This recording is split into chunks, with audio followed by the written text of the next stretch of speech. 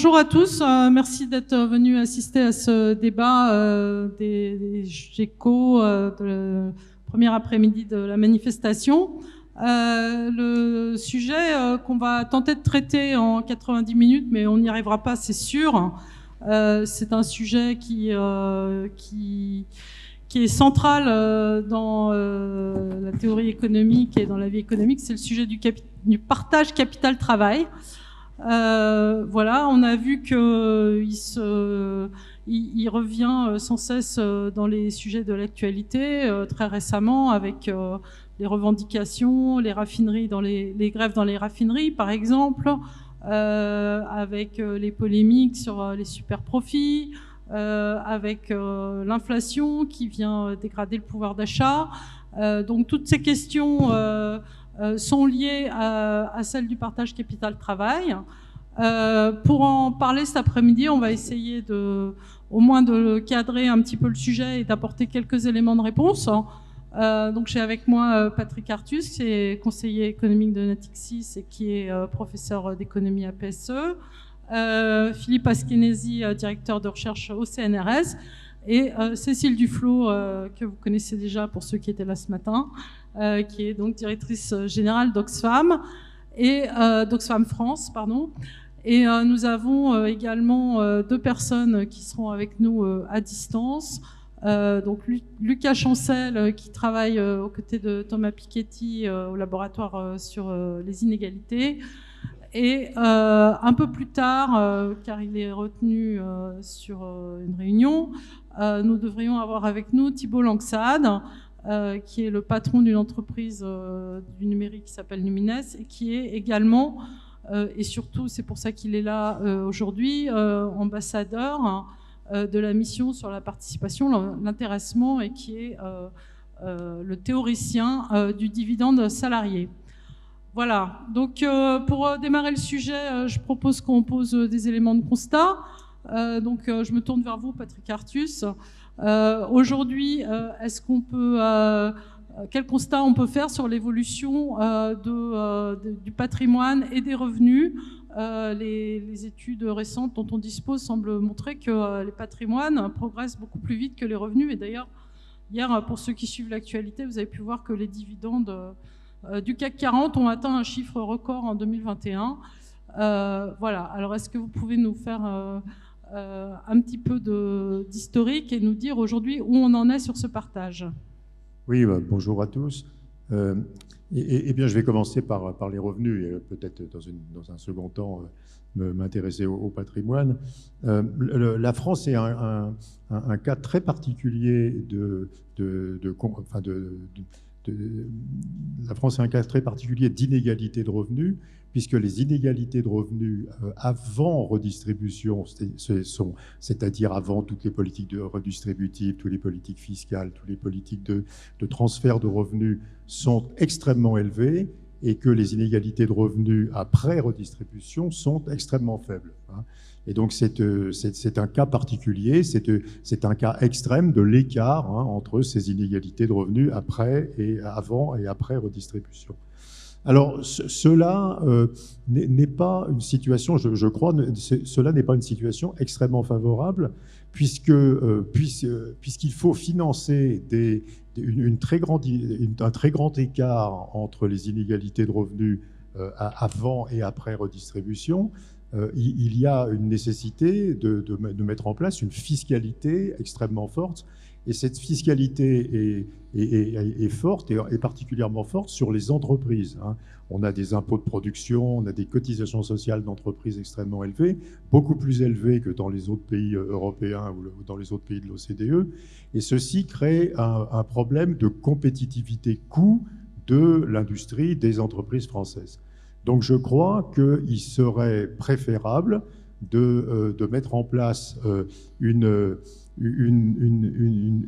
situation différente, qui serait une situation où les inégalités primaires de revenus seraient plus faibles. Les inégalités primaires de revenus, c'est les inégalités de revenus avant les politiques redistributives. Et donc ce sont celles qui sont très élevées en France. Et donc une situation d'inégalité primaire de revenus plus basse, et permettrait d'une part d'avoir une pression fiscale en particulier sur les entreprises plus faibles, hein, puisqu'il faudrait compenser un écart plus faible entre les inégalités de revenus après et avant répartition, probablement permettrait de corriger un défaut tout à fait considérable du modèle social, du modèle économique français, qui est le taux d'emploi tout à fait faible. Le taux d'emploi faible est très corrélé au niveau élevé des inégalités de revenus avant redistribution, hein, donc, et c'est une anomalie tout à fait claire du modèle social français. Le taux d'emploi, donc c'est la proportion des salariés qui ont un emploi. Le taux d'emploi, par exemple, en France est 8 points inférieur au taux d'emploi en Allemagne et 10 points inférieur au taux d'emploi dans les pays nordiques ou dans les pays scandinaves. Et donc, moi, je pense qu'il serait préférable de faire évoluer notre modèle économique, notre modèle d'emploi vers l'obtention d'un taux d'emploi plus élevé, ce qui permettrait de réduire la taille des politiques redistributives, de baisser la pression fiscale et d'améliorer la compétitivité des entreprises. Mais enfin, retenons ce premier point, la particularité du modèle social français, hein, c'est des inégalités de répartition, des inégalités de revenus avant politique de répartition, avant politique distributive extrêmement élevée, et après politique de redistributive, politique de répartition tout à fait faible. Alors, deuxième point cette brève introduction, je pense qu'on va subir un mouvement extrêmement important des inégalités de revenus en France, qui est lié à la transition énergétique, alors qui est lié pour l'instant, de façon un peu accidentelle, à la guerre en Ukraine, à la hausse très forte des prix de l'énergie, mais qui sera lié beaucoup plus structurellement à la transition énergétique. Aujourd'hui, les 20% de Français au bas de l'échelle des revenus dépensaient, avant la guerre en Ukraine, dépensaient 20% de leurs revenus en énergie.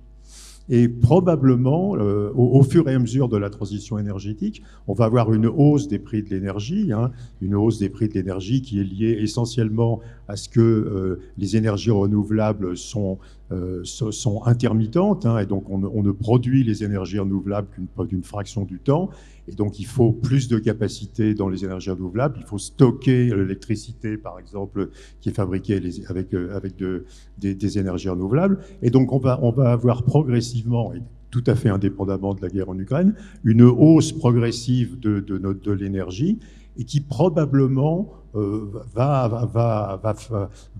avoir l'effet de multiplier par 2, par 2,5, les estimations sont relativement incertaines, le prix de l'énergie. Le prix de l'énergie, donc, qui était autour de 50 € le mégawattheure, sera autour probablement au terme de la transition énergétique de 120, 130 € le mégawattheure.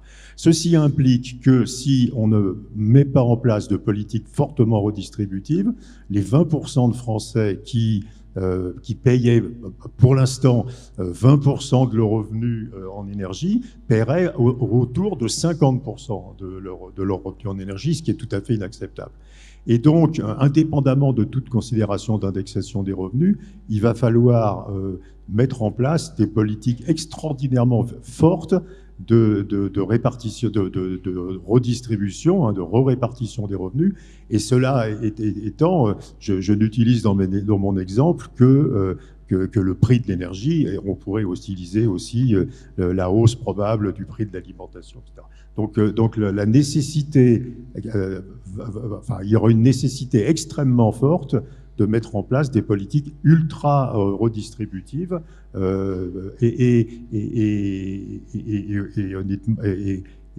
forcément ça provoquera un changement complet des politiques distributives qui sont présentes aujourd'hui. Je laisse la question des inégalités patrimoniales sur lesquelles nous viendrons après. Mais je crois que vraiment, il y a énormément à gagner à changer, à faire monter, à augmenter à augmenter le taux d'emploi en France. Si nous ne faisons pas augmenter le taux d'emploi, nous restons à un taux d'emploi faible. Et donc, à nouveau, le taux d'emploi, c'est la proportion de la population qui a un emploi. Cela nous créera et nous crée déjà une véritable difficulté pour la compétitivité de la France, un véritable supplément d'impôts. Et je crois qu'il y a un instrument extraordinairement utile de redistribution et de redistribution des inégalités primaires, ce qui est la hausse du taux d'emploi. Philippe Askenazi, est-ce que vous êtes d'accord que le taux d'emploi est la variable sur laquelle il faut agir? Alors, je ne suis pas totalement convaincu. Alors, disons que sur le point de départ, sur le fait que la transition que l'on va devoir connaître implique dès à présent de se poser la question de la répartition des richesses dans notre pays. Donc, sur ce diagnostic-là, je pense que nous avons un point commun. Je pense qu'on peut rajouter sur la question du taux d'emploi, c'est que pour réussir cette transition ou cette bifurcation, il va falloir des bras, beaucoup de bras. Et donc, fondamentalement, il va falloir mobiliser le monde du travail. Il y a beaucoup de jeunes là aujourd'hui. En fait, votre horizon est quand même pas le chômage, pas des taux d'emploi très bas, etc. Non, votre horizon est de participer à ce changement profond du fonctionnement de nos économies. Mais si on revient sur la question aujourd'hui du partage des richesses, d'ailleurs le titre même de la session, c'était partage capital-travail, ce dont n'a pas parlé Patrick Artus. Je pense qu'il faut qu'on arrive à trouver un diagnostic commun. Or, je pense fondamentalement que la France n'est pas un pays particulier. Les niveaux des inégalités primaires sont élevés en France, mais d'une certaine manière, la France a été rattrapée par un certain nombre de pays. Le niveau allemand s'est très fortement rapproché du niveau français. La France, qui était peut-être une anomalie il y a 20 ans ou 25 ans, ne l'est plus aujourd'hui. Ce n'est plus véritablement non plus une anomalie en termes de puissance de l'outil redistributif. Une fois qu'on a sorti les retraites, il y a le cas particulier des retraites, la France, entre guillemets, ne dépense pas plus que d'autres pays pour courir après cette augmentation des inégalités primaires de revenus. Donc à nouveau, primaire, c'est ce que vous touchez dans votre poche lorsque vous êtes salarié ou entrepreneur individuel, ou bien ce que vous gagnez si vous êtes un pur rentier qui a des actions ou des obligations. Et donc il faut s'interroger sur aujourd'hui, qu'est-ce qui fait le partage primaire, et c'est là où on peut avoir des éléments de solution que l'on verra peut-être après. Alors personnellement, je fais partie d'une ligne académique qui est en forme de structuration autour d'une réflexion d'un capitalisme de rente aujourd'hui. C'est-à-dire que au sein de la question du profit, il y a des profits liés à l'innovation et puis de la rente tout simplement, qui est le fait que vous êtes placé par chance en quelque sorte sur un marché, ou bien que vous êtes donné un pouvoir de marché. Il y a peut-être beaucoup d'étudiants de sciences économiques et sociales particuliers. Et d'une certaine manière, l'actualité va me permettre de développer un exemple. Donc il y a aujourd'hui des grèves, entre guillemets, des laboratoires d'analyse médicale. Alors je ne sais pas s'il y a des personnes qui y travaillent ou bien qui sont du patronat de ces secteurs. Mais il est vraiment illustratif de ce qu'est aujourd'hui une économie de rente. On est passé d'un secteur qui était un secteur d'activité libérale où il y avait un très grand nombre d'indépendants dans ce type de laboratoire, à une structuration autour de grands pôles puissants, donc des acteurs capitalistes qui sont à la fois d'un capitalisme financier ou bien d'entrepreneurs qui ont su flairer le bon filon et qui ont fait fortune, c'est-à-dire ce qu'on décrit par ailleurs, ce capitalisme financiarisé d'un côté et puis cette accumulation et ces patrimoines qui peuvent se faire. Et donc on se retrouve aujourd'hui dans une situation où on a des acteurs qui sont en situation oligopolistique, qui limitent la concurrence et en tire auprès de vous, patients consommateurs, des surplus, et ces surplus, on peut les qualifier de rentes, de la même manière d'ailleurs que les super profits, en fait, ce sont des rentes que l'on a sur la nature, qu'ont les pétroliers sur la nature. Là, c'est des rentes que l'on a sur vous et sur votre santé et sur le système de santé socialisé français. C'est aussi un exemple de rente qui est pris sur les travailleurs, puisque on a, lorsque vous êtes laborantin dans ce type d'entreprise, vu qu'il y a finalement que peu de chaînes, eh bien, vous ne pouvez pas faire, d'une certaine manière, jouer la concurrence entre ces différents employeurs. C'est ce qu'on appelle le monopsone, et c'est aujourd'hui considéré par beaucoup de mes collègues anglo-saxons comme l'élément fondamental pour comprendre aujourd'hui le fonctionnement du marché du travail et le fait qu'on ne rémunère pas suffisamment le travail. Et donc, voilà, c'est juste un exemple. Et alors, vous voyez bien, ils font grève aujourd'hui. Alors, ce n'est pas une grève des salariés, c'est une grève du patronat, d'un cartel qui ajoute ce qu'on appelle le rent-seeking, désolé de l'anglicisme, qui est la volonté, en plus de ces rentiers, d'agir sur la décision publique, d'influer la décision publique en leur faveur.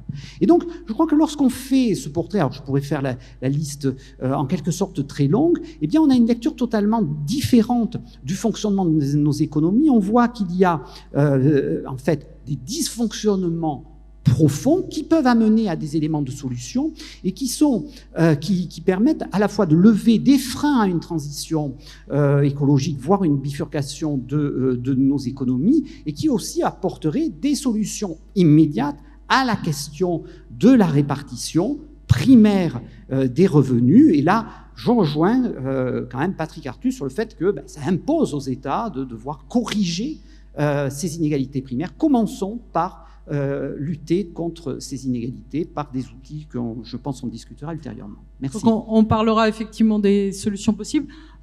Cécile Duflot, vous êtes Oxfam se fait un des chevaux de bataille de cette organisation, c'est la lutte contre les inégalités. Et vous faites un constat assez accablant que le patrimoine progresse beaucoup plus vite que le revenu et que les inégalités s'accroissent en France comme ailleurs d'ailleurs. Vous pouvez nous dire quels sont les chiffres que vous avez en tête? Alors Oxfam, c'est une organisation qui est née en Grande-Bretagne en 1942 et dont l'objet social était de lutter contre la pauvreté. Et si notre combat s'est élargi et centré sur la question des inégalités, c'est que nous avons constaté, je l'ai dit ce matin en parlant d'un modèle prédateur pour le climat, que ce modèle est un modèle qui n'arrive pas à réguler sa prédation de notre espace naturel, que ce soit en termes d'émissions de gaz à effet de serre ou de prédation de la biodiversité, mais aussi qui conduit à l'accumulation des richesses au profit des ultra-riches, et donc à l'aggravation des inégalités par l'envol des ultra-riches. Alors évidemment que c'est encore plus notable sur la question du capital que des revenus, c'est un débat qu'on a eu très souvent avec Patrick Artus, mais je l'entends avec intérêt expliquer que cette contention qu'on a réussi à maintenir, elle se relâche de plus en plus.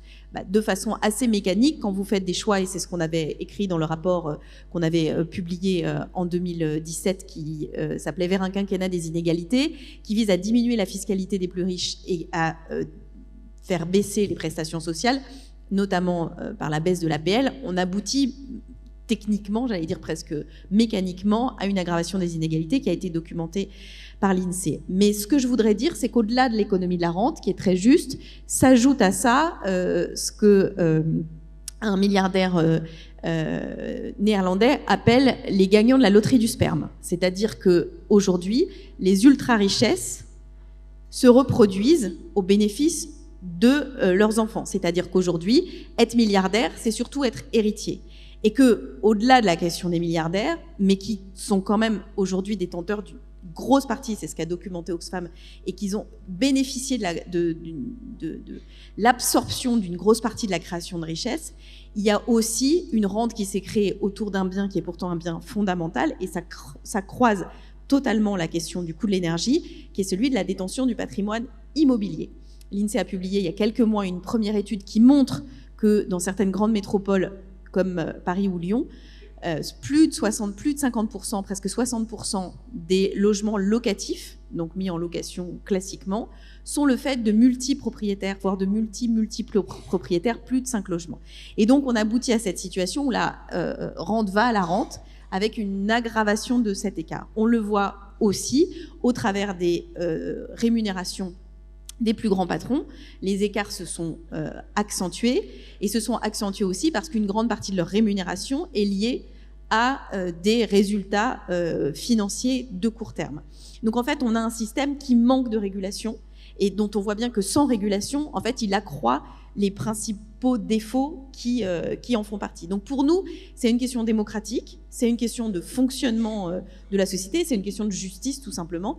C'est pour ça qu'on défend une réforme fiscale d'ampleur et qu'on défend aussi le fait qu'il y ait un plafonnement des écarts de rémunération de 1 à 20, 1 étant le salaire médian, donc autant vous dire que c'est pas révolutionnaire, mais pour permettre justement d'éviter cette espèce d'envol des inégalités au profit des 1%, voire 0,1% les plus riches, parce que souvent, dans les études, on compare les 10% les plus pauvres et les 10% les plus riches, et là, l'écart peut être, suivant qu'on prend en compte tel ou tel niveau de redistribution, de 1 à 13 en revenu primaire, de 1 à 7 après redistribution, et de 1 à 3 si on intègre l'intégralité des services publics, et on dit oh bah, en écart de 1 à 3 ça va. Sauf qu'en fait ça masque des disparités qui sont beaucoup plus grandes au sein des 10% les plus riches. C'est-à-dire qu'en fait il y a plus de différence entre les 10% les plus riches qu'entre les 10% les plus pauvres et les 10% les plus riches. Il y a une petite catégorie au sein de ces 10% les plus riches qui aujourd'hui, dans beaucoup de pays, ça existe dans des pays du Sud aussi, mais aussi en France, absorbe une grande partie de la richesse créée et crée une forme de tension sociale dont on a vu un certain nombre de manifestations ces temps précédents. Donc on viendra ensuite, j'imagine, sur les solutions, mais tout ça, c'est le résultat de choix ou de non-choix politiques de redistribution. Alors je ne sais pas si Lucas Chancel nous entend et s'il peut intervenir. Je vous entends. Oui, bonjour. Bonjour à tous. Depuis Lyon. Est-ce que est-ce que vous pouvez intervenir vous aussi sur le constat? Qu'est-ce que vous partagez de ce qui a déjà été dit et qu'est-ce que vous ne partagez pas? Eh bien, je vais intervenir sur la base des premiers propos de Patrick Artus.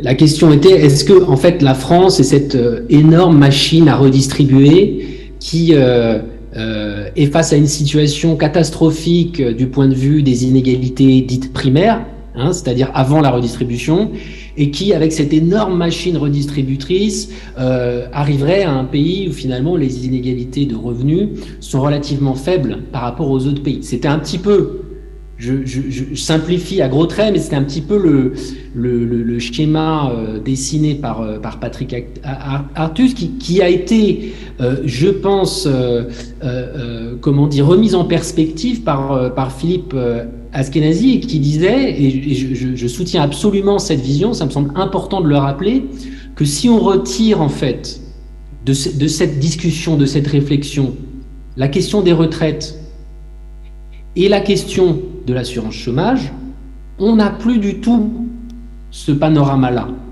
Les inégalités primaires en France, hors question retraite et assurance chômage, ne sont pas significativement plus hautes en France que dans les autres pays européens et de l'OCDE. Et en fait, si on élargit un tout petit peu le prisme et qu'on regarde les États-Unis et la France, alors là, il n'y a vraiment aucune espèce de discussion. Les inégalités primaires ou les inégalités de marché sont bien plus fortes aux États-Unis qu'en France. Donc je pense que c'est vraiment important d'avoir ça en tête, de parler de la question du chômage et du taux d'emploi. Et là, je rejoins totalement ce que disait Patrick Artus, c'est-à-dire qu'il y a un enjeu du taux d'emploi en France, il faut le régler, mais par contre, sur la question de la distribution des revenus du travail, entre ceux qui travaillent, qui sont sur le marché de l'emploi, qui ont des revenus, il n'est pas correct de dire qu'on passe d'une situation très inégalitaire avant impôts et transferts sociaux à une situation extrêmement égalitaire après. La France, là-dessus, se situe plutôt dans la moyenne des pays européens. Alors, sur la question du taux d'emploi, là-dessus, il faut quand même rappeler que là où on est particulièrement pas bon en France, c'est l'emploi des jeunes et l'emploi des seniors. Et je pense qu'on reviendra sur les solutions plus tard, mais on peut quand même se poser la question de la logique, de la pertinence, de propositions de réforme du type augmenter la durée du travail, quand précisément on a un problème de taux d'emploi en France, et que ce problème est en partie dû à un problème on n'arrive pas à faire travailler les seniors. Donc peut-être qu'il faudrait se mettre à trouver des solutions pour faire travailler les seniors davantage, les réintégrer dans le marché du travail, plutôt que de demander à tout le monde de travailler plus longtemps. Ça, c'est un premier point. Ensuite, donc, mon propos introductif, c'était de dire, en fait, la France, une fois qu'on regarde on met de côté la question des retraites et la question des allocations chômage, et qu'on regarde entre travailleurs quel est l'effet redistributif de la France, et finalement là on ne voit pas d'exception française particulière de ce point de vue-là. Par contre, je voudrais insister sur le fait, et ça a été dit précédemment, c'est que sur la question du patrimoine, des inégalités de patrimoine, la France est là, c'est quand même un pays où on voit une remontée assez marquée, assez forte des inégalités de patrimoine depuis 1980. Donc les 1% les plus aisés possédaient environ 16% de tout ce qu'il y a à posséder en France en 1980. On est passé à peu près 27% aujourd'hui, plus d'un quart. Donc il y a cette remontée très forte des inégalités de patrimoine dans un contexte où la masse totale des patrimoines, et ça c'est très important aussi, a considérablement augmenté. C'est-à-dire que en 1980, la masse totale des patrimoines était à peu près équivalente à 3 années de PIB. C'est-à-dire qu'on possédait en France, collectivement, l'équivalent de 3 années de production. Aujourd'hui, on possède collectivement l'équivalent d'environ 7 années de production, 7 années de PIB. C'est une hausse qui est extrêmement importante. Et cette hausse en soi, elle pourrait être très intéressante si tout le monde était devenu plus riche. Sauf que cette hausse s'est accompagnée d'une concentration de ces gains-là. Et là, je pense que je rejoins ce qui a été dit, c'est que s'il y a une priorité absolue sur laquelle mettre la focale, ce sont ces inégalités de patrimoine. Par rapport à la solution proposée d'augmenter l'actionnariat salarié et de dire en fait on ne peut surtout pas toucher à la question fiscale parce que tout ça, ça va décourager l'entreprise en France et en fait on a déjà trop d'impôts. Là, je pense qu'il faut aussi relativiser ces propos. D'une part, dire que sur le long terme, quand on regarde la France, mais aussi les autres pays, la fiscalité sur le capital a beaucoup moins d'impact sur l'investissement, sur l'accumulation du capital, sur les capacités d'un pays à croître économiquement, que ce qui a souvent été raconté dans les débats publics récents. Ça, c'est le premier point, assez général. Et si on regarde le cas particulier de la France depuis 2018, où on a fait des réformes visant à baisser le taux d'impôt sur le capital, on s'est rendu compte, maintenant on a un peu de recul pour évaluer ces réformes, qu'elles n'ont pas particulièrement permis d'accroître l'investissement des entreprises concernées par ces réformes sur la fiscalité du capital ou d'accroître les salaires dans ces entreprises ou les embauches, plus précisément. Par conséquent, dire qu'on ne peut pas penser la question fiscale pour traiter cette question des inégalités de patrimoine me semble aller un peu rapidement. Cela dit, et je vais conclure là-dessus, l'arme fiscale est à mon sens absolument nécessaire, mais elle n'est pas suffisante sur la question du patrimoine et de ses inégalités, comme sur la question des revenus et de ses inégalités. Il faut faire feu de tout bois, entre guillemets, à la fois via la fiscalité, mais aussi via le système éducatif, qui est au fond, sur le temps long, le meilleur outil de la puissance publique pour réduire les inégalités primaires, sauf qu'il faut les financer, ces services publics éducatifs. Et il y a aussi effectivement la question de la réglementation, et là je reviendrai plus longuement là-dessus peut-être par la suite, après juste pour dire. Voilà, donc il y a l'actionnaire, il y a salarié qui est une proposition qui est sur la table, une autre proposition qui me semble plus à même de traiter les déséquilibres profonds dont on parle, parce que là on est vraiment sur des tendances lourdes, sur des tendances longues, qui ne pourront pas se régler, en mon sens, par une augmentation de la part de l'actionnariat salarié. Il me semble que les propositions du type augmentation de la représentation des salariés dans les organes de décision des entreprises sont plus à même de contrecarrer les tendances lourdes auxquelles on fait face sur la distribution, travail, capital, et je reviendrai davantage là-dessus si on a le temps par la suite de cette discussion. Okay. Merci. Je voudrais m'adresser à Thibault Langsat qui nous a rejoint donc à distance. Est-ce que vous êtes d'accord, Monsieur Langsat, puisque vous êtes entrepreneur, qu'il est important de corriger ces inégalités entre le patrimoine et le travail, les revenus? Qu'est-ce que ça pose comme difficulté, ou est-ce que selon vous la rémunération du capital, c'est une rémunération du risque et il faut la maintenir? Bon, écoutez, si j'en crois la synthèse de votre question, c'est de savoir si la rentabilité est trop élevée, quels sont les éléments de comparable. Et quand vous évoquiez tout à l'heure 51 milliards de dividendes attendus au titre de l'exercice de 2021, ce sera à peu près, sur cette base-là, plus de 21 milliards qui seront redistribués aux salariés au travers des accords d'intéressement, de participation et d'abondement. 21 milliards, ce n'est pas une paille, c'est une vraie redistribution. Ça ne doit pas pour autant limiter les augmentations de salaire ou les négociations. Néanmoins, la redistribution au travers de ces dispositifs de dividendes de travail sont pertinents. Est-ce qu'il y a encore des inégalités? Oui, notamment dans les fonds d'investissement qui exigent des taux de retour sur investissement entre 12 et 15%.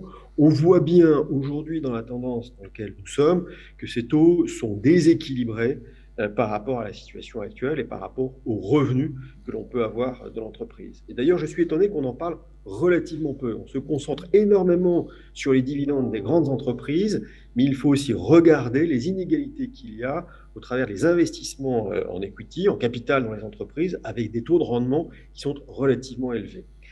Alors, ces inégalités, oui, elles sont un problème moral et puis de fonctionnement économique. Le problème moral, au moment où on demande à l'entrepreneur une responsabilité environnementale, une responsabilité sociale, une responsabilité, on va dire, sociétale, eh bien oui, nous avons une responsabilité sur le partage de la valeur et nous devons revoir l'ensemble de nos dispositifs permettant de mieux rétribuer l'ensemble des collaborateurs. Je pense que la notion d'apport en industrie, qui est la performance du travail, doit être mieux rémunérée. Je pense que c'est tout l'enjeu du moment. Ce que Patrick Artus a soulevé et Lucas Chancel est tout à fait juste sur l'aspect macroéconomique. Il y a un autre sujet qu'il faut aborder, mais peut-être sous l'angle des entreprises, je ne sais pas si sous l'angle microéconomique, mais sous l'angle des entreprises, c'est que ces inégalités, elles posent problème pour les entreprises elles-mêmes. C'est-à-dire que les rendements qu'il y a dans les grandes entreprises, les instruments de participation et d'intéressement qui sont plutôt liés aux grandes entreprises, provoquent des inégalités entre les entreprises. Quand vous allez dans une PME, il est plus compliqué de mettre en œuvre ces dispositifs, encore plus dans une TPE par rapport à une grande entreprise. Et au moment où la responsabilité d'un chef d'entreprise première, qui est de recruter, motiver, fidéliser ses collaborateurs, on voit bien que le travail, le salaire sont des éléments importants et que nous ne sommes pas logés à la même enseigne. Et donc, revoir ces règles de rémunération permettra aussi de mieux se réétalonner. Vous avez beaucoup de collaborateurs qui se tournent sur les grandes entreprises parce que les avantages que peuvent donner ces grandes entreprises sont sonnants et trébuchants et probants sur un certain nombre, on va dire, d'éléments clés. Et donc, cette correction doit s'opérer par une meilleure répartition des charges qui doit toucher toutes les entreprises. L'autre point... Ouais. Non, allez-y, continue. L'autre point, c'est que oui, il faut tout de même comprendre, et ça a été très justement évoqué, c'est que les amortisseurs sociaux que nous avons en France, la protection sociale qui prélève à peu près 550 milliards par an, sont des amortisseurs sociaux extrêmement forts et qui aura tendance à lisser les inégalités entre les Français. Quand vous regardez l'Allemagne, vous avez un différentiel de charges d'à peu près 50 milliards pour un système de santé à peu près équivalent. Eh bien là, vous avez un dispositif qui est déséquilibré, auquel il faut être attentif. Et cette protection sociale a été très justement dite. Elle protège sur la retraite, sur l'assurance chômage et bien évidemment sur la santé. Et c'est un élément fondamental de notre équilibre, on va dire, en France. Enfin, peut-être le dernier point, puisque ça a été abordé, quand il y a eu des prélèvements, on va dire, complémentaires, et notamment, on y reviendra tout à l'heure, sur l'ISF, qui finalement a collecté relativement peu, à peu près 3 à 4 milliards selon les années, avant que le modèle puisse monter en puissance. La contrepartie de ces 3 à 4 milliards prélevés, c'est une destruction que nous avons eue de nos entreprises de taille intermédiaire sur une période d'un peu plus de 30 ans qui aujourd'hui met à mal notre économie. Et donc, sous un vœu moral de pouvoir finalement taxer les plus riches, nous avons détruit de la valeur travail et nous avons détruit du capital et notamment souverain dans le contexte actuel. Il faudra aller plus loin et c'est tout l'objet du dividende salarié dont je pense qu'on y reviendra tout à l'heure. Avant de repasser la parole à nos intervenants, on a beaucoup de questions de la salle, notamment sur la question de la fiscalité. Par exemple, la dernière question qui vient d'arriver, c'est quel est l'impôt le plus juste et le moins pénalisant économiquement, celui sur l'héritage. Donc on arrive assez vite sur ce sujet, sur la question de la fiscalité. Patrick Artus, qu'est-ce qu'on peut en dire? Est-ce que c'est un bon outil et pourquoi ne pas y recourir davantage? Oui. Ce que je veux d'abord dire, je veux revenir sur la question du taux d'emploi. Je crois que la question du taux d'emploi est absolument essentielle. Si nous avions, par exemple, le taux d'emploi de l'Allemagne, nous aurions le choix entre, par exemple, avoir un excédent budgétaire ou faire disparaître tous les impôts et les impôts qui sont pénalisants pour les entreprises. Et ce sont certains impôts, par exemple les cotisations sociales des employeurs ou les impôts de production. Et donc la question du taux d'emploi est absolument essentielle. Et Lucas a tout à fait bien décrit le problème de faiblesse du taux d'emploi en France. La faiblesse du taux d'emploi, elle a 3 origines. C'est le taux d'emploi des retraités. On a un taux d'emploi uniquement de 35% des 60-64 ans. C'est le taux d'emploi aussi des salariés en âge normal. On a un taux de chômage 4 points plus élevé que l'Allemagne. Et puis c'est le taux d'emploi, évidemment, des jeunes. Le taux d'emploi des jeunes Français est très élevé. Donc la question du taux d'emploi est extraordinairement importante et on aurait une amélioration considérable de nos situations économiques si on arrivait à avoir un taux d'emploi plus élevé. J'en profite pour glisser une question quand même sur ce sujet. J'ai une question qui est le taux d'emploi en Allemagne est plus élevé qu'en France. Je crois qu'on est d'accord. Oui. Mais on assiste quand même là-bas à une augmentation du nombre de personnes sous le seuil de pauvreté. Oui, alors, donc ça ne résout pas entièrement la question. Oui, alors je ne suis pas sûr que c'est complètement corrélé. Le taux d'emploi en Allemagne est plus élevé pour des raisons qui sont liées surtout au système éducatif. Et effectivement, il y a une hausse de la proportion de la population en dessous du seuil de pauvreté qui est liée aux grandes réformes du début des années 2000 du marché du travail en Allemagne. Je ne suis pas sûr que les deux évolutions soient corrélées. Voilà, 2-3 petites choses, entre autres. Et donc, je crois qu'on aurait une économie extraordinairement plus efficace si on arrivait effectivement à faire les réformes de l'éducation et du système de formation professionnelle. Une très grande majorité d'économistes qui pensent que la fiscalité de l'héritage est une piste utile, qui serait utile. que monter la fiscalité de l'héritage est une façon de faire de la redistribution efficace. Cela étant, il y a un problème, il y a un problème qui est probablement contournable, qui est que la hausse de la fiscalité de l'héritage est très impopulaire, mais c'est simplement... Mais deuxièmement, il y a un problème du tissu d'entreprises. La France manque beaucoup d'entreprises de taille intermédiaire. Et par exemple, il y a 15 000 entreprises de taille intermédiaire en Allemagne, il y en a 5 000 en France, mais il y a simplement à peu près 1 700 qui sont véritables, qui sont pas des grands groupes, des grands groupes qui ont pris le statut juridique d'entreprise intermédiaire. Et je ne sais pas résoudre la question d'une part de rendre cohérent, d'une part, une hausse de la fiscalité de l'héritage, et dont on sait, du dernier rapport du Conseil d'analyse économique, qu'elle devrait porter essentiellement sur le patrimoine professionnel, et de la multiplication, et qui est tout à fait nécessaire, des entreprises de taille intermédiaire, qui sont des entreprises qui délocalisent pas, qui ont des fonctionnements qui les ancrent sur les marchés du travail locaux. Et donc, je ne sais pas comment faire pour à la fois avoir une fiscalité des successions plus juste et plus équitable, et à la fois développer l'emploi dans ces entreprises intermédiaires. Cécile Duflot, je crois que vous vouliez réagir sur la taxation de l'héritage. Oui, je voudrais surtout réagir sur la dimension pas populaire.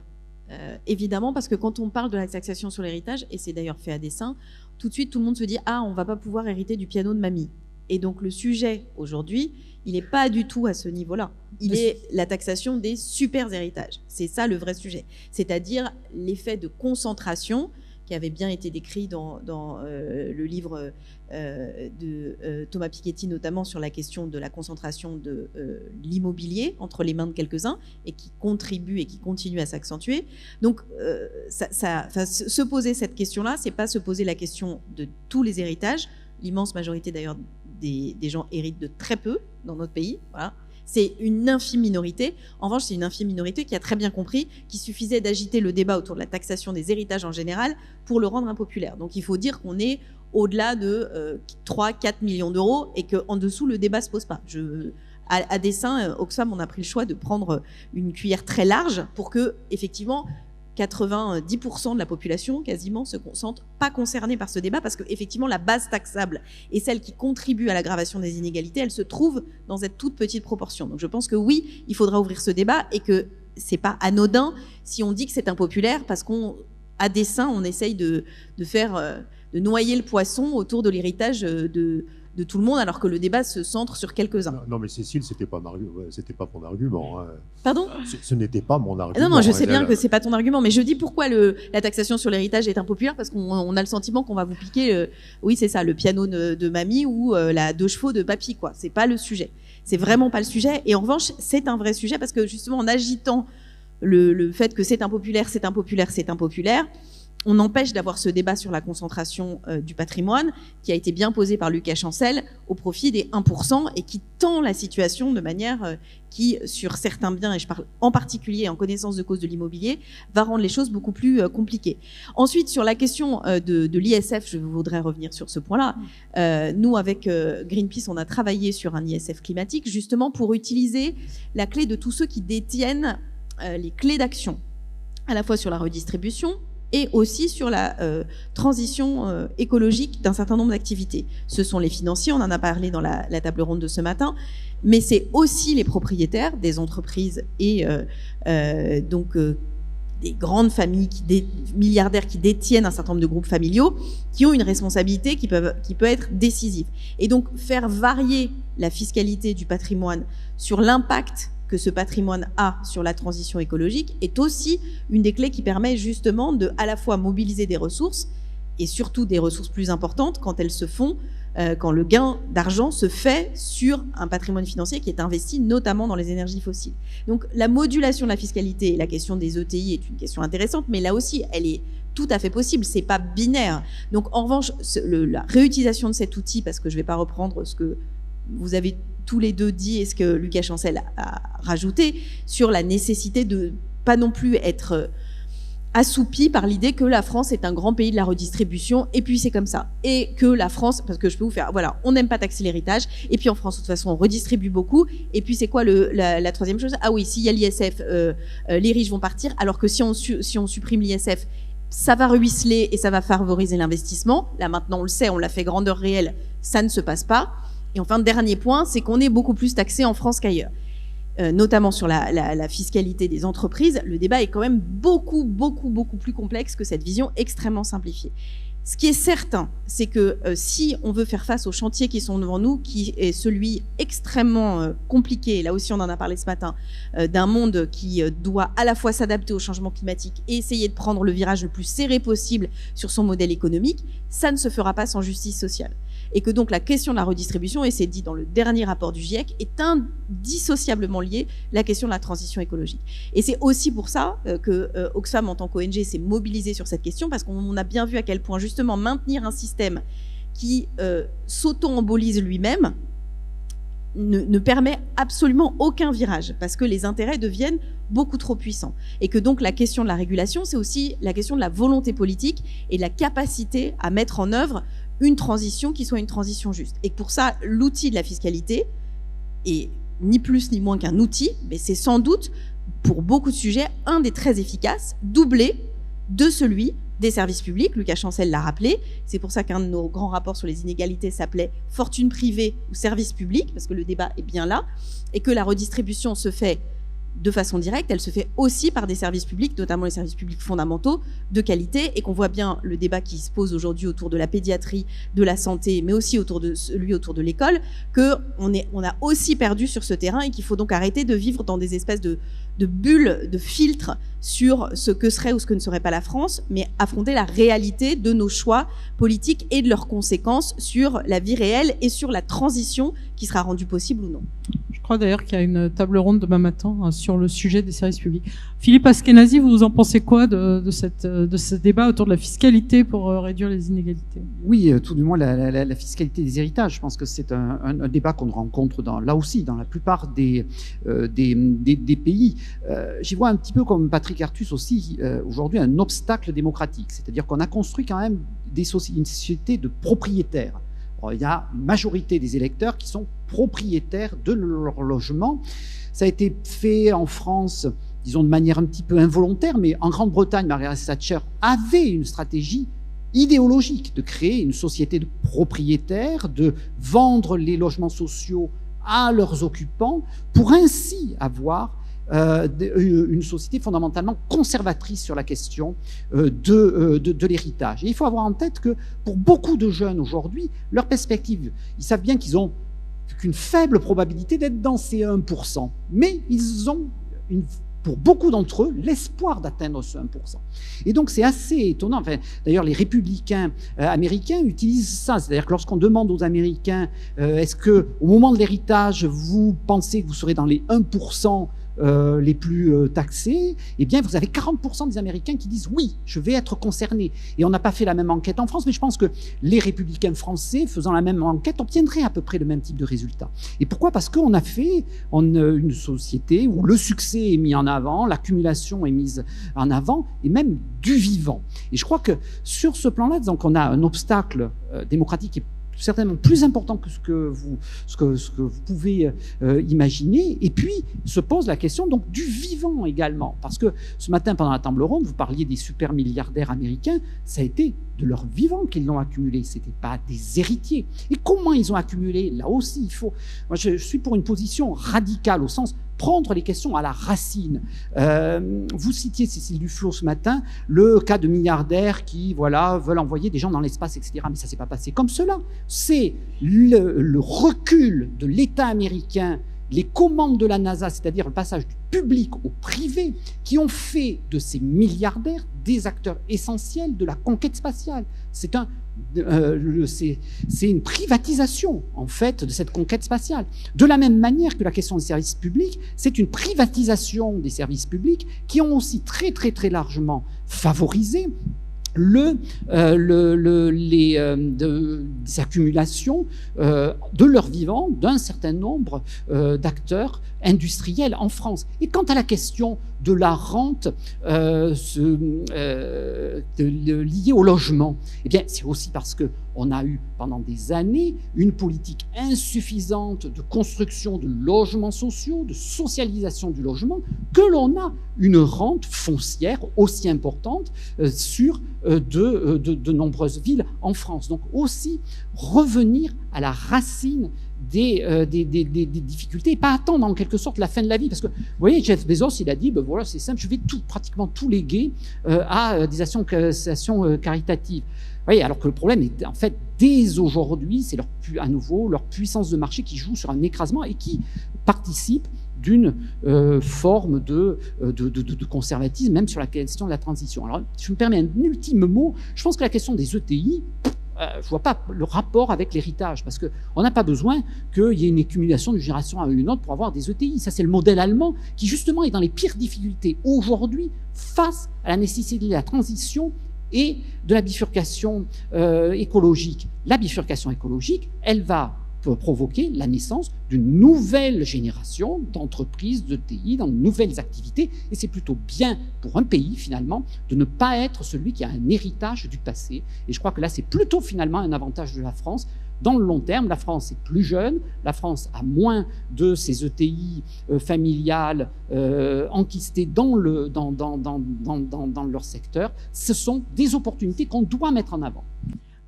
Thibault Langsad, si vous nous entendez toujours, car j'ai perdu l'image là du retour. Comment vous réagissez à cette petite attaque sur les ETI? Est-ce que c'est important quand même pour un pays d'avoir des entreprises de taille intermédiaire, des entreprises résilientes, puissantes?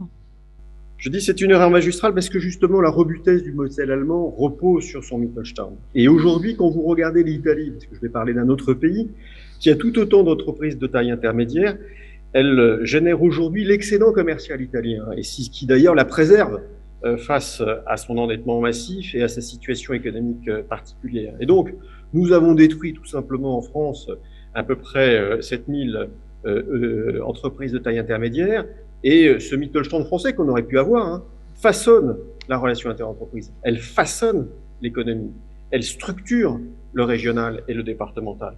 Et puis ensuite, quand vous êtes dans un investissement familial, plutôt patrimonial, l'unité de temps est beaucoup plus longue, les risques sont beaucoup plus mesurés, et par conséquent, les entreprises sont robustes. Et donc, voilà, je pense que c'est une attaque en règle sur les entreprises de taille intermédiaire, et dont l'ISF a été la responsabilité de la dislocation de ces entreprises de taille intermédiaire, sur l'impôt sur l'outil de travail qui a été exonéré, pas sur les détenteurs d'actions, et bon nombre de familles ont été contraints de vendre leur entreprise. Certaines ont été encore des succès industriels, et d'autres se sont disloquées par l'usure du temps, par manque de structuration et de cohérence capitalistique. Alors, Monsieur Langsad, puisque vous avez la parole, je voudrais enchaîner quand même sur les autres solutions ou pistes de solutions, parce qu'on voit que la question des inégalités, elle est bien plus profonde que ça, mais que sont les outils dont vous êtes aujourd'hui l'infatigable promoteur, tout ce qui touche à la participation, l'intéressement, le dividende salarié. Est-ce que c'est des outils qui peuvent aider à rétablir un tout petit peu, les deux fléaux de la balance? Voilà. Qu'est-ce que vous pourriez nous dire de l'impact économique et sur les inégalités? Sur l'impact économique, j'ai essayé de vous l'exprimer. L'intéressement, la participation, c'est-à-dire la redistribution qui est effectuée auprès des entreprises, représente à peu près 21 milliards. C'est pas une paille à l'échelon de notre économie. Et je pense que l'on peut redistribuer davantage, notamment dans les grandes entreprises. La redistribution, elle ne peut pas être l'apanage que des grandes entreprises. Il faut que ça puisse toucher toutes les entreprises. Et d'ailleurs, nous y venons. La mise en place de la prime partage de la valeur, dite prime Macron, est l'illustration de cette capacité et de cette volonté à mieux répartir la richesse. Et je pense que le meilleur instrument qui me semble être le plus juste, c'est la participation. L'intéressement est un salaire dont la rémunération est négociée par les parties prenantes de l'entreprise, par les salariés et la direction. C'est un salaire, certes soumis à une pression fiscale différente et patronale et sociale différente, mais ça reste un salaire. La participation, dont le fondement de la formule de participation est basé au plus près du dividende, elle est une forme d'équité en entreprise. Et je pense qu'on peut aller plus loin par un doublement de la participation pour les grandes entreprises, qui est de supprimer le 1,5 qui structure cette formule de participation.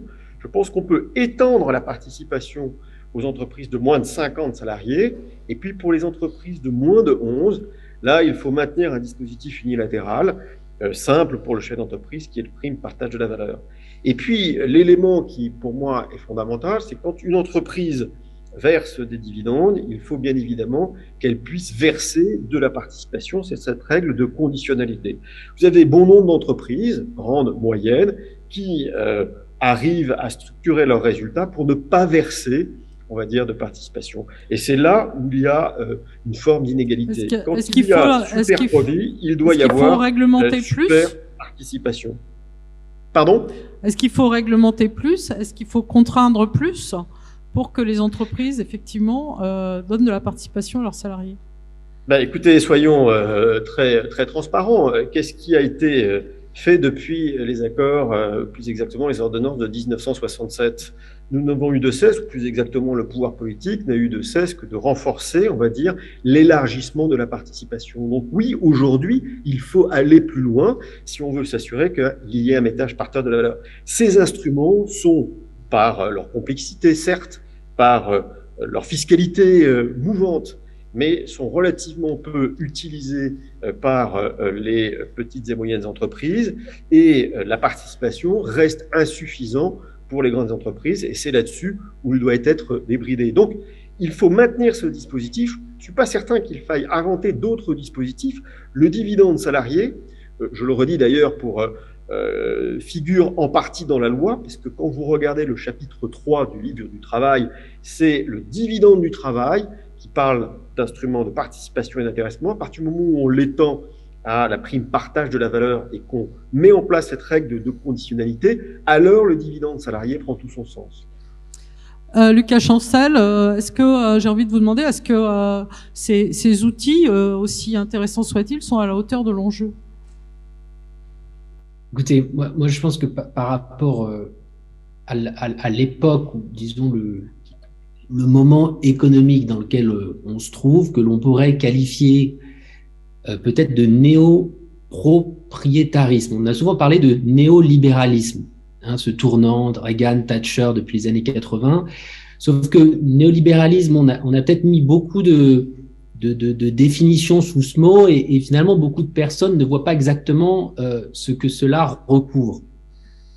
Mais par rapport à ce qu'on s'est dit dans cette session sur le retour du capital, sur le retour de la propriété, sur privé, le retour de la gestion privée de certains services qui étaient rendus publiquement par le passé. Là, je rejoins totalement ce que disait Cécile Duflot et puis Philippe Askenazi. Voilà, on peut dire que le service public, c'est le capital de ceux qui n'en ont pas. Moins il y a de services publics, plus il y a d'inégalités entre ceux qui possèdent via le marché et ceux qui ne possèdent pas, ceux qui n'ont pas de patrimoine. En France, comme d'ailleurs dans la totalité des pays riches, vous avez la moitié de la population qui possède moins de 5% de tout ce qu'il y a à posséder. Donc on est quasiment dans des sociétés où la propriété privée est abolie pour les 50% les plus modestes. C'est quand même un chiffre qu'il faut bien avoir en tête. La moitié de la population possède moins de 5% du total de tout ce qu'il y a à posséder, et ça ne va pas dans la bonne direction. Et donc, pour revenir sur ce gros mot de néopropriétarisme, c'est juste pour fixer les idées et voilà, bien comprendre là où on est. On est dans cette période où le poids du capital, le poids de la propriété privée reprend des proportions qui sont considérables dans l'économie, après un moment où collectivement, à travers un ensemble de taxes, de réglementation et d'investissement dans les bons secteurs, on avait réussi collectivement, dans les économies mixtes des années 50, 60, 70, 80, à vraiment compresser ce poids de la propriété privée. Et ça semblait plutôt bien fonctionner dans des économies démocratiques où il y avait beaucoup de choses à améliorer, mais globalement, les économies n'étaient pas des économies exsangues, n'étaient pas des économies où les gens n'avaient pas envie de participer à l'activité économique, ce qui est souvent une des critiques faites à ceux qui disent bon bah ce serait peut-être bien d'avoir un peu plus de services publics, un petit peu plus de gestion collective de certains modes de production de services ou de certains secteurs de l'activité. La réponse est de dire non mais tout ça va complètement décourager l'activité économique et finalement on ne pourra plus rien faire. En réalité, ce qu'on voit, c'est que voilà, comme le disait Philippe Askenazi, la NASA a réussi à mettre des gens dans l'espace. On a réussi à avoir un pilotage stratégique de filières de l'énergie ou des transports en Europe de manière relativement efficace et ça se passait assez bien jusqu'à ce tournant néo-propriétaire. Alors comment on fait pour réinverser la barre sous contrainte climatique? C'est un petit peu ça l'enjeu. Là-dessus, je pense que le dividende salarié, ça peut être une pierre à l'édifice, mais en mon sens, vraiment très nettement insuffisante. Et c'est là que sur cette question de la répartition de la valeur ajoutée au sein de l'entreprise, il me semble que les propositions du type meilleure représentation des salariés dans les choix stratégiques des entreprises est beaucoup plus directe et beaucoup plus transformatrice. Et ce qui est intéressant ici, c'est de voir qu'en fait, vous avez déjà des pays européens qui ont commencé à faire ça depuis des décennies et des décennies. En Allemagne, les conseils de surveillance, vous savez, en Allemagne, les entreprises ont cette espèce d'exécutif bicéphale. Vous avez un conseil de surveillance qui vient chapeauter le conseil d'administration. Le conseil de surveillance va prendre les grandes décisions stratégiques et nommer les membres du conseil d'administration, où vous avez jusqu'à 50% des membres de ce conseil qui sont des représentants des salariés. Avec une voix, si jamais il y a égalité entre les actionnaires et les salariés, la dernière voix va à la présidence de ce conseil de surveillance. Mais tout ça pour dire que si on avançait vers ça, donc là, c'est l'État qui décide et qui dit, voilà, à partir d'aujourd'hui, le droit des entreprises va imposer que les décisions se prendront comme ceci dans les CA des entreprises. Donc l'État français pourrait tout à fait le faire. Et pourrait le faire rapidement. Il me semble que ça a plusieurs effets positifs. C'est-à-dire que les enjeux et les intérêts des salariés seront mécaniquement mieux représentés. Il est aussi possible que les intérêts de long terme, les intérêts environnementaux soient aussi mieux représentés dans la mesure où il y aura une plus grande diversité des objectifs et des stratégies mises en concurrence, mises en discussion au sein de ces organes où on discute des stratégies des entreprises. Par ailleurs, avoir davantage de représentants salariés dans ces lieux de pouvoir au sein de l'entreprise permet aussi de raviver toute la dimension de la démocratie sociale et la question de la représentation des syndicats. On est aussi aujourd'hui dans des sociétés malades de leur représentation syndicale, c'est-à-dire qu'on n'a plus assez de gens qui se mobilisent pour aller voter aux élections syndicales.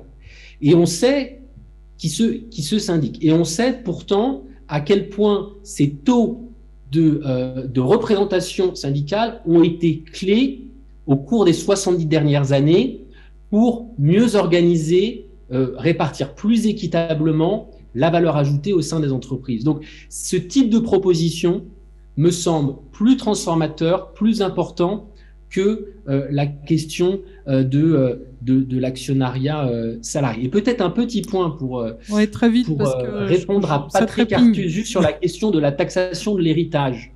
Et la question que se posait Patrick Artus sur, mais en fait, comment est-ce qu'on fait pour à la fois avoir des entreprises de taille intermédiaire et une taxation de l'héritage? En fait, voilà, le Japon est le pays qui a expérimenté les taux de taxation de l'héritage les plus élevés au monde.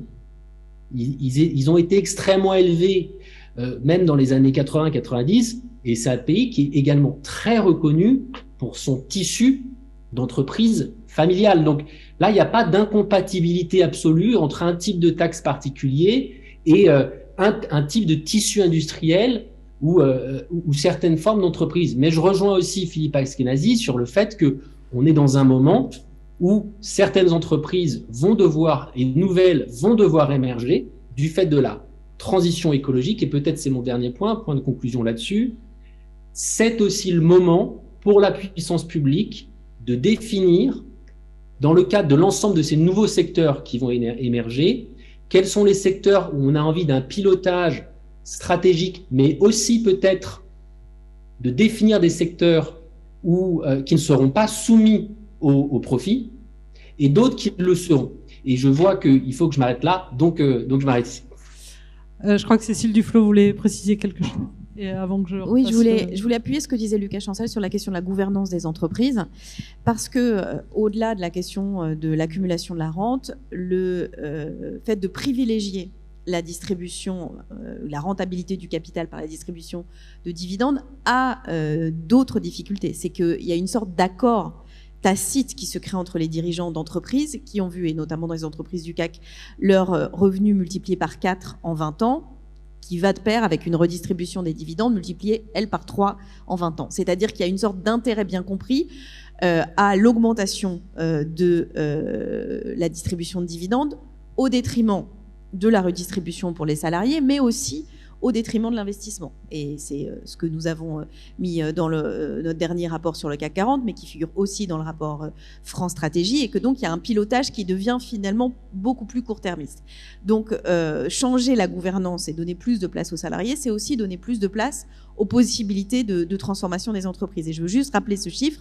Si en 2018, on avait plafonné à 30% des bénéfices la distribution de dividendes dans l'ensemble des entreprises du CAC 40, on aurait financé cette année-là 98% des besoins en matière de transformation écologique du modèle de ces entreprises. Donc on n'a aussi, pour l'instant, pas parlé de cette question d'investissement, mais elle est fondamentale pour éviter une gestion court-termiste des entreprises. Et cette pression sur la distribution de dividendes, c'est vraiment, aujourd'hui, on est parmi les records temporels, mais aussi en France, on est un des pays où on franchit année après année des records en matière de distribution de dividendes, y compris après la crise du Covid, et y compris après des moments de super profit qui sont basés sur une situation liée aux conséquences de la crise du Covid, pendant lesquelles c'est la puissance publique, les impôts et la solidarité nationale et européenne qui ont été au rendez-vous pour éviter que les entreprises pâtissent trop durement de la crise. Donc cette nécessité on va dire de solidarité inverse et de taxation différenciée des super profits, plutôt que la distribution de dividendes, elle apparaît quand même assez évidente. D'ailleurs, elle apparaît assez évidente pour beaucoup d'interlocuteurs, mais elle n'a pas donné lieu à une décision encore, et je pense que c'est préjudiciable parce que justement là, on va continuer à accroître et la logique court-termiste et l'aggravation des inégalités. Patrick Artus, est-ce que la gouvernance des entreprises, c'est une réponse au sujet ? Une observation qui est importante, qui est que dans les années 1980-1990, la rentabilité des entreprises françaises ou la rentabilité des entreprises mondiales était 3% au-dessus du taux d'intérêt sur les dettes publiques. Et donc on avait un équilibre, on avait ce qu'on appelle la prime de risque, la prime de risque d'entreprise était à peu près normale. Ce qui s'est passé après, c'est que la rentabilité des entreprises, ce qu'on appelle le ROE, n'a pas bougé. Il est resté au niveau des années 1980-1990, et les taux d'intérêt sur les dettes publiques ont considérablement baissé. Et donc il s'est créé un grand écart entre la rentabilité des entreprises et le coût de la dette publique, qui est totalement anormal. Et donc je suis tout à fait d'accord avec mes camarades. Il n'y a aucune prime de risque ne justifie un excès de rentabilité des entreprises de 10-12 points comme on a eu dans la période récente. Voilà. Et donc, la transition énergétique va obliger les États, effectivement, à faire beaucoup d'investissements dans la transition, mais le secteur privé à faire beaucoup d'investissements dans la transition. Donc, je crois qu'on va avoir une correction, alors partielle, mais automatique, que la rentabilité du capital du secteur privé dans les pays, surtout dans les pays européens, va baisser, hein, va se corriger. Faut voir que c'est cette dynamique, hein, de d'écartement de la rentabilité du capital pour les entreprises privées et de coût de la dette et de coût de la dette publique qui a créé cet effet boule de neige, hein, de l'accumulation de richesses. Une autre façon de corriger l'excès de rentabilité du secteur privé, ça serait non pas d'utiliser de l'intéressement, de la participation, mais de l'actionnariat salarié. Dans les entreprises, dans les grandes entreprises françaises, l'actionnariat salarié, c'est 3,5% du capital. Et c'est extrêmement peu. Et je crois qu'on aurait beaucoup à gagner à développer considérablement l'actionnariat salarié. On pourrait avoir des objectifs de 10% de capital ou même plus, parce que ceci entraînerait deux conséquences. Un poids des actionnaires salariés dans le capital de leur entreprise beaucoup plus important. Je suis frappé d'ailleurs que même au niveau actuel, il ne faut pas sous-estimer le poids des actionnaires salariés dans le capital des entreprises. Le poids dans le processus de décision est relativement déjà substantiel. Mais évidemment, si on avait un actionnariat salarié beaucoup plus important, on aurait un poids beaucoup plus important. Et puis, deuxièmement, cela diluerait les actionnaires anciens. Hein, cela étalerait le capital des entreprises sur plus d'actions et cela aboutirait finalement à un transfert de patrimoine, de richesse des actionnaires anciens, des actionnaires traditionnels vers les actionnaires salariés. Philippe Askenazi, il y a beaucoup de questions et il y en a une que j'ai envie de vous poser. On parle de la participation des salariés. Est-ce que le rôle des syndicats aussi comme représentants du développement de l'entreprise et comme poids dans la distribution des profits, enfin la répartition de la valeur ajoutée est important et qu'est-ce qui a changé et est-ce que c'est un élément qu'il faut regarder d'un peu plus près ? Alors, au niveau international, il y a quand même de plus en plus une convergence de travaux qui montre que l'effondrement du pouvoir syndical à travers le monde a participé à une déformation du partage de la valeur ajoutée au détriment du travail. Voilà, de manière assez claire. Donc à partir de là, il faut essayer de voir quel type d'outils pour revitaliser une action collective, une mobilisation collective du monde du travail. Alors on pourrait dire, finalement, basculons dans le monde de l'actionnariat salarié. Ce qui est intéressant de voir, c'est que même aujourd'hui, là où il y a de l'actionnariat salarié, il est ultra inégalitaire. C'est-à-dire que ceux qui achètent des actions, c'est essentiellement des cadres. C'est pas l'ouvrier de base de l'entreprise. En tout cas, il y a vraiment une distribution. Même si l'ouvrier en achète, il en achète avec un ratio de 10 à 20 par rapport au cadre bien souvent. Donc on reproduit l'inégalité de patrimoine, se reproduit au sein de l'entreprise. Ensuite, les entreprises ont tendance à les utiliser. On l'a bien vu dans certains raids sur par exemple, une grande banque française. Les actionnaires salariés ont été utilisés pour protéger l'entreprise plutôt que véritablement participer d'un partage. Alors, sur le cas allemand, hein, pour rebondir à ce que avait pu dire Lucas Chancel, il y a des travaux de collègues allemands ont des difficultés pour montrer que cette présence des travailleurs dans les lieux de décision change grand-chose. Et l'Allemagne, lorsqu'on regarde le partage capital-travail, a connu une baisse nettement plus marquée que ce que l'on peut avoir en France. Donc se pose la question finalement de retrouver des éléments de rapport de force, donc à nouveau une revitalisation du monde syndical. Donc il y a une question posée au monde syndical, ça je ne développerai pas, ça serait vraiment trop long. Et puis peut-être on peut se poser des questions toutes simples aujourd'hui, tout simplement un respect du droit. Il y a une accumulation de travaux qui montre une discrimination syndicale en France. Pourquoi on accepte finalement qu'il y ait discrimination sur les carrières des syndicalistes? Et puis, il y a toutes sortes de stratégies pour éviter une représentation du personnel en entreprise. Je travaillais beaucoup sur le cas du commerce. On a ce qu'on appelle les super franchisés. Alors les super franchisés, ce sont des groupes familiaux en fait qui n'apparaissent même pas dans ces fameuses ETI où on est propriétaire de toute une série avec à travers la sœur, le frère, le cousin, etc.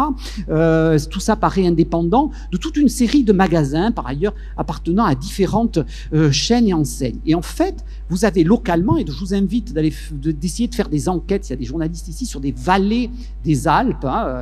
J'irai pas plus loin parce que comme chercheur, j'ai accès à certains types de données, mais c'est des données fiscales, donc on peut pas, pas aller plus loin, mais allez faire des enquêtes, vous apercevrez que localement, vous avez en fait l'essentiel du commerce qui est tenu par un même groupe capitaliste ou familial de super franchisés. Ce qui fait que vous avez parfois à quelques centaines de mètres de magasins qui les salariés s'imaginent être dans 2 enseignes différentes, en concurrence, donc c'est pour ça qu'il faut baisser les salaires, etc.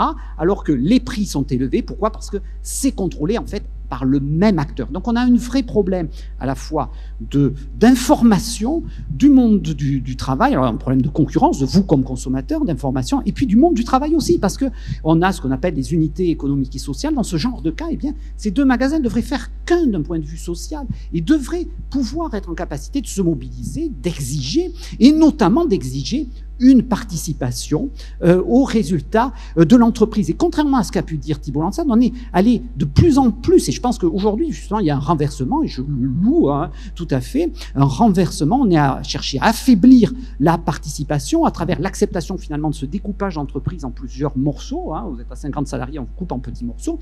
Et par le fait, je vous rappelle, une des premières lois du premier quinquennat Macron a été au nom de lisser un seuil social, de repousser lorsqu'une entreprise atteint le seuil de 50 salariés, ce n'est que 5 ans plus tard, désormais, qu'il y a obligation d'avoir de la participation. Et je crois que là, on est en train de revenir sur ces erreurs à la fois de partage et d'éléments de motivation des salariés. Alors, on a encore pas mal de questions. Je voudrais revenir sur un tout autre sujet qu'a abordé notamment Cécile Duflot, c'est celui du logement, de l'amour des Français pour la propriété. La question, c'est aujourd'hui, on a 58% des Français qui sont propriétaires de leur logement. Est-ce qu'au fond, c'est pas une bonne chose ? Il n'y a pas de réponse univoque à cette question. C'est très compliqué dans un certain nombre de cas. Quand vous êtes propriétaire de votre logement, que vous habitez dans votre bassin d'emploi d'une très grande entreprise, que vous êtes licencié comme l'intégralité de vos collègues et que vous ne pouvez pas vendre votre bien, que vous ne pouvez donc pas partir pour trouver du travail ailleurs parce que vous n'arrivez pas à vendre votre maison parce que le crédit n'est pas terminé, ça peut être très compliqué. Ça peut être à l'inverse une source de stabilité si vous êtes propriétaire parce que vous avez hérité, que vous n'avez donc pas de loyer et que donc vous êtes ni de remboursement de prêt, que vous êtes dans une situation très différente. Donc être propriétaire en remboursant sa propriété n'est pas du tout la même chose que d'avoir hérité et d'être propriétaire sans payer de remboursement d'emprunt. Je pense d'ailleurs que la question d'une modulation de la taxe foncière pourrait se poser. C'est parce que c'est pas la même chose d'habiter un logement dont on a hérité et de rembourser un emprunt. En revanche, ce qui est certain, c'est que, et il y a une étude d'un chercheur d'une université lyonnaise qui l'a montré, c'est que je vais revenir sur cette étude après, on a une situation actuelle qui est d'une augmentation très importante de la valeur de l'immobilier relativement aux revenus, de manière très importante. Et je ne parle pas du prix du mètre carré à Paris versus à Londres. C'est le prix du mètre carré ou le prix d'un 2 pièces de 50 mètres carrés par rapport au revenu médian. Les proportions ont énormément augmenté, avec des impacts sur le poids des dépenses logement dans le budget contraint des ménages. Donc vous avez beau avoir une augmentation globale et moyenne des rémunérations, si le poids de vos dépenses contraintes, et la dépense logement est la première des dépenses contraintes, augmente en proportion de vos revenus de manière significative. Pour avoir une ordre d'idée, on est passé de l'ordre de moins de 30% à plus de 50% pour les 10% les plus pauvres depuis les années 60, alors que pour les 10% les plus riches, le seuil, la proportion est de 10%, elle est parfaitement stable. On n'est pas dans la même situation. Donc, qu'est-ce qu'on peut faire face à ça? Il y a un vrai sujet de contention des loyers, parce que, et là c'est un chercheur donc lyonnais qui l'a montré, en analysant des cohortes d'immeubles de la fin du 19e siècle jusqu'à la fin du 20e siècle, les périodes de blocage de loyers ou d'encadrement des loyers n'ont pas eu d'effet sur l'entretien des logements ou des bâtiments, mais ils ont eu un effet très direct sur la valeur du bien lui-même. Et c'est vrai que la libéralisation totale des loyers à partir de 1986 n'a pas eu un effet sur la construction, parce qu'on pourrait dire, quid de la construction de logements sociaux, on pourrait imaginer qu'on construit plus largement. C'était d'ailleurs la théorie de ceux qui étaient pour la libéralisation des loyers, en disant, du coup, ça va pousser à construire plus. Sauf qu'en fait, c'est pas comme le prix des montres. Vous construisez pas des logements comme ça. Il y a des permis de construire, il y a des dynamiques locales, il y a le lien avec l'emploi. Donc c'est beaucoup plus compliqué. Et donc je pense vraiment que la puissance publique s'empare de ce sujet-là, me paraît être une nécessité, puisqu'on n'est même pas sur un bien de première nécessité, mais sur un besoin vital. Ça fait partie des besoins vitaux de l'être humain d'avoir un abri, comme manger, boire ou dormir. Donc je crois vraiment qu'il faut être conscient du fait que là on est quand même dans un moment de bascule. Et d'ailleurs certains chercheurs qui ont travaillé sur la crise des gilets jaunes disent que c'était moins une crise de l'augmentation du prix de l'essence qu'une crise de l'augmentation du prix du logement. C'est-à-dire que l'augmentation du poids de la dépense logement dans les budgets des ménages est tellement élevée que toute nouvelle dépense contrainte qui augmente un tout petit peu rend la situation totalement ingérable. Et donc je pense que là-dessus, il y a vraiment... Alors je le dis parce que c'est un sujet qui mobilise peu les chercheurs, mobilise peu les économistes, alors que pourtant, il concerne 100% des Français, mais 100% des Européens et 100% des habitants en fait à la surface de la Terre. Juste en 2 minutes, Patrick Artus, une France de propriétaires, c'est bien ou c'est mal? Oui, enfin, les Allemands ont une technique tout à fait, je pense, supérieure aux Français. C'est les Allemands sont majoritairement locataires pendant leur vie active et simplement deviennent propriétaires à la retraite. Et c'est probablement extrêmement supérieur, par exemple, pour la mobilité géographique des emplois. Une remarque sur Cécile, il ne faut pas oublier la politique monétaire. Nous avons eu 20 ans de taux d'intérêt extraordinairement élevés, extraordinairement bas. Ça a fait monter tous les prix des actifs, ça a fait monter les prix de l'immobilier, ça a fait monter la valeur des entreprises, ça a fait monter les cours boursiers, et ça participe beaucoup à notre débat de ce soir, parce que c'est partie de la richesse des Français plus aisés et modestes, et probablement l'évolution future. Le retour de l'inflation liée à la transition énergétique va corriger une partie de ça. Probablement, nous payons ici la fascination des banques centrales, et particulièrement de la Banque centrale européenne, pour le contrôle de l'inflation, et pas du tout la fascination pour le contrôle des prix des actifs. Alors, on va prendre une dernière question pour conclure ce débat, puisqu'il nous reste 5 minutes.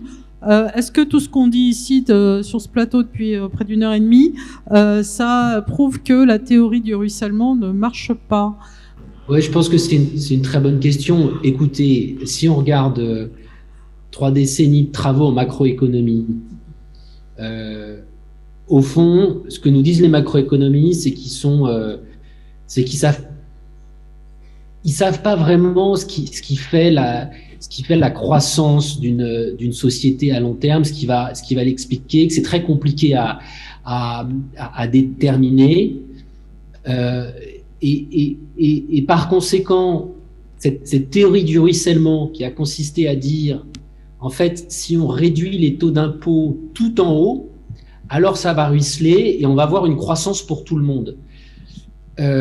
En fait, on sait toujours pas bien si ça crée plus de croissance ou pas. Par contre, il y a quelque chose qu'on sait très bien mesurer et qu'on sait désormais très bien, c'est que réduire les taux d'impôt sur le capital comme on l'a fait depuis 30 ans, sur les hauts revenus du travail comme on l'a fait aussi dans de nombreux pays, ça augmente les inégalités, ça augmente la concentration des dividendes, ça augmente la concentration des patrimoines, etc.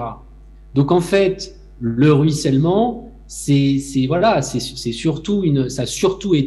souvent été une stratégie pour tenter de légitimer des baisses de progressivité fiscale pour des gains potentiels qui pourraient être là en théorie dans certains modèles économiques. Sauf que en théorie, tout est justifiable. On peut penser à toutes les théories possibles qu'on veut. Par contre, en pratique, clairement, c'est pas vraiment ce qu'on a observé depuis les années 80. Pourquoi? Parce qu'en fait, on avait encore de la marge par rapport au taux d'impôt qu'on pouvait demander aux plus aisés, aux grosses entreprises. Et là, peut-être un dernier point là-dessus, une des réactions, des réponses à ça, c'est de dire oui, mais bon, il y a aussi cette question des entreprises, des grandes entreprises ou des individus très fortunés qui quittent le pays. Sauf que là, il me semble important de rappeler qu'il n'y a pas de loi naturelle sur ces sujets-là. C'est des choix fiscaux. Et typiquement, aux États-Unis, vous avez une exit tax qui peut aller jusqu'à une vie entière. C'est-à-dire, si vous quittez le pays, potentiellement, jusqu'à la fin de vos jours, vous serez redevable au fisc américain. En France, c'est 2 ans. Et d'ailleurs, cette exit tax française a été en partie ratiboisée par le gouvernement. Là encore, on est dans des choix politiques. Tout ça, ça s'organise. Tout ça, ça se débat. Et il y a beaucoup moins de lois naturelles qu'on a pu laisser entendre depuis plusieurs décennies sur ces questions fiscales et sur cette question de la croissance générée ou pas par les réformes fiscales qui s'opèrent au sommet de la distribution. Merci Lucas Chancel. Cécile Duflot voulait ajouter Philippe, parce que... Oui, en fait, j'étais un peu... enfin, je crois qu'on a tous partagé ça, en disant que c'est surtout une formule. Et ça a effectivement été une formule qui a servi à justifier des allègements fiscaux. Ce qu'on sait, en revanche, c'est comment on peut mobiliser de l'argent par la redistribution, et notamment pour les services publics, et que sinon, ils sont amputés. Alors, tout à l'heure, j'ai parlé de Elon Musk. Bien sûr que oui, sa fortune, comme la fortune de ceux de milliardaires qui ont récupéré des licences de télécommunications, sont toujours liées à soit un héritage, soit l'appropriation de ce qui aurait pu être un service public. Mais bien sûr que là, il a été SpaceX vient d'être re-sauvé une 4e ou une 5e fois par une commande opportune, voire opportuniste de la NASA. Donc ça a été une justification. En tout cas, ce qui est sûr, ce qu'on sait, c'est que l'usage de l'argent pour des services publics et pour assurer une solidarité au moment M est efficace. Donc, comme dans un truc hypothétique qui a surtout servi de cache-sexe, on n'est pas certain qu'à l'inverse, on sait ce que peut faire au moment M de la redistribution, le choix entre fortune privée et services publics, pour nous, pour Oxfam, il est une évidence. Philippe Askenazi, vous voulez ajouter quelque chose en Oui, et puis c'est quand même important de noter que ça n'a jamais été une théorie économique, le ruissellement. C'est avant tout une théorie politique qui a été construite, mise en avant par les républicains américains au milieu des années 1970. Donc voilà, il ne faut pas aussi non plus se faire piéger au sein de discours qui se veulent être, disons, posés par des outils idéologiques. Tout à fait. La théorie du ruissellement ne marche pas, enfin ça n'existe pas. Faut pas tout à fait croire que nous en sortirons uniquement par une hausse de la pression fiscale. Je crois qu'il y a plein d'autres politiques qui sont nécessaires, et particulièrement les politiques d'éducation, les politiques qui font monter le taux d'emploi. Il ne faudrait pas se focaliser sur la fiscalité, il faut se focaliser sur beaucoup d'autres politiques qui participent à l'efficacité de l'économie. Je crois qu'effectivement, de toute façon, on n'a pas épuisé le débat. Merci en tout cas à tous, Patrick Artus, Cécile Duflot, Philippe Askenazi, Lucas Chancel et Thibault Langsat.